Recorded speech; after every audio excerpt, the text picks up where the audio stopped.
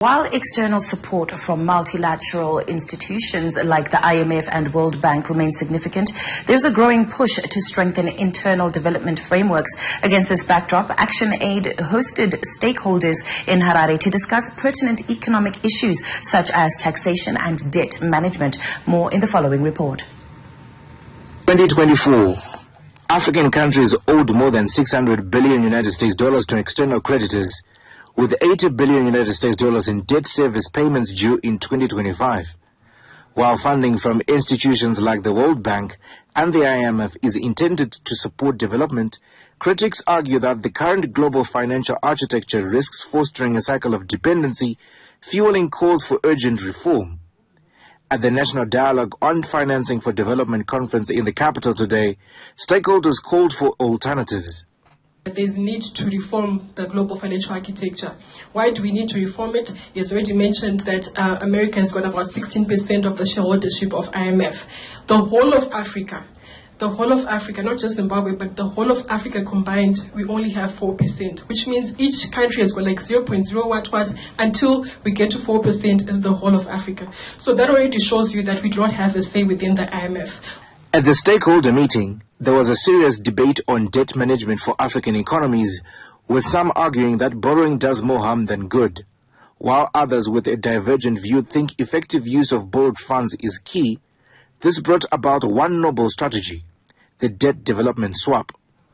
Debt development swap is where a country's portion of its external debt is forgiven or restructured on condition that the borrowing country invests the equivalent amount in local development projects such as education, health, or environment. These swaps have a number of advantages if done effectively. These swaps ensure that a country can undertake its development programs using its local currency, which becomes the equivalent of its external debt. And what does this mean? This eases budget constraints, because now you're not looking for foreign currency to cancel out your debt, but rather you are now using your own local currency to undertake development projects. Debt accruals sparked conversations on ways to support development without borrowing. Another recommendation that was put forward is the use of reparations.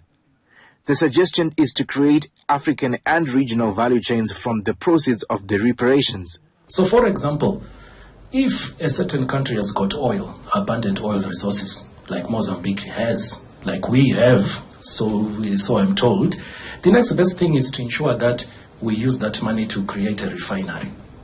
And when you create an oil refinery for the region, it automatically means that you do not need to import diesel or petrol from anyone anymore, and that reduces your costs of production. To self-sustain and minimize borrowing, progressive taxation and curbing of illicit financial flows could be the answer. However, for this to manifest, it is upon a tax-compliant general citizenry, as some players and individuals evade tax.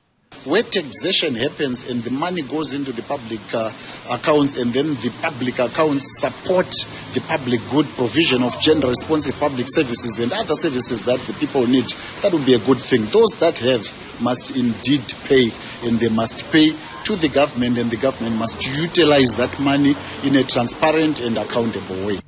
Zimbabwe's private sector has taken a proactive stance in shaping the country's economic future, emphasizing the importance of sustainable development through increased productivity, investment in local value chains, and export growth. By recommending strategies that reduce reliance on borrowing, such as fostering public-private partnerships, promoting fiscal discipline, and enhancing domestic resource mobilization. Tavares Bochiwe for ZTN Prime.